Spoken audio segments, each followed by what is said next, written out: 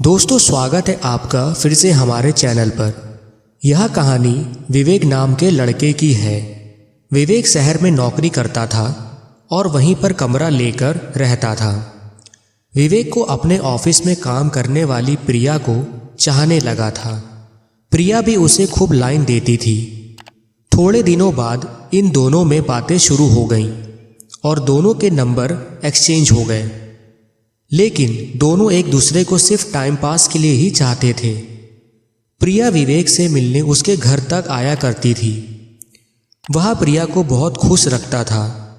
प्रिया को खुश करने के बाद विवेक की जिंदगी ही बदल गई और प्रिया भी विवेक से खुश होकर बहुत खुश होती थी, क्योंकि उसे इस उम्र में जैसा लड़का चाहिए था वैसा मिल गया था।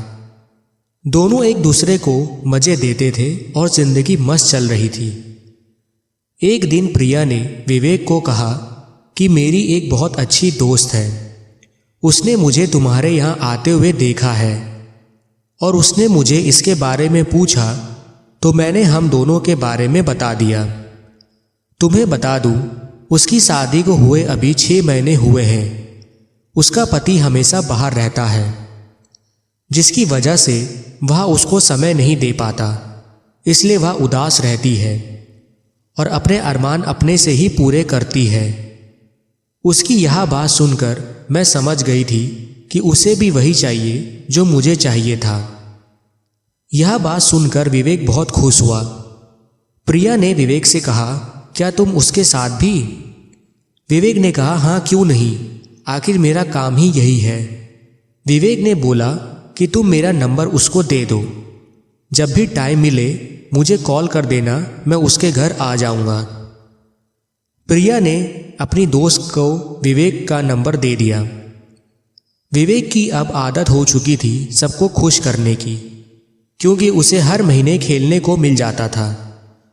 एक दिन ऑफिस से लौटते समय उसके पास प्रिया की दोस्त का फ़ोन आया और उसने विवेक को घर पर बुला लिया। विवेक जल्दी से उसके घर पहुंचा। उसने उसकी दोस्त को देखा तो देखता ही रह गया, क्योंकि वह देखने में बहुत खूबसूरत और काफ़ी जवान थी। उसे देखकर विवेक को रहा नहीं गया। वह उसे लेकर अंदर गया और खेल चालू हो गया था। इतने में दरवाजे की घंटी बजी। घंटी सुनकर दोनों डर गए कि कौन हो सकता है। उसकी दोस्त ने दरवाज़ा खोला तो दरवाजे पर प्रिया थी।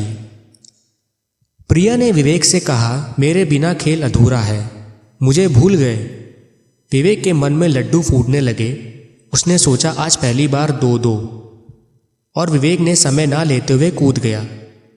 खुश करने के बाद थोड़ा सा रेस्ट लिया और कहा, यह दिन मैं कभी नहीं भूलूंगा। आगे क्या हुआ जानने के लिए हमारे चैनल को सब्सक्राइब करें और शेयर ज़रूर करें। धन्यवाद।